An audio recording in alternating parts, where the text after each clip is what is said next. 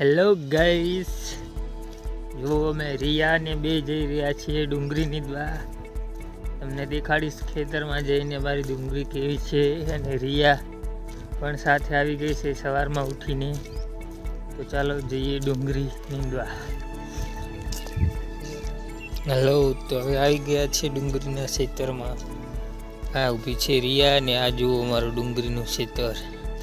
આ ડુંગળી વાવેલ છે, નીંદવાનું ચાલુ છે. આ છે મારા પપ્પા જે ડુંગળી નીંદી રહ્યા છે. અને આ રિયા તેમને પાસે ઊભી છે. જુઓ, એ મારા પપ્પા છે જે ડુંગળી નીંદી રહ્યા છે.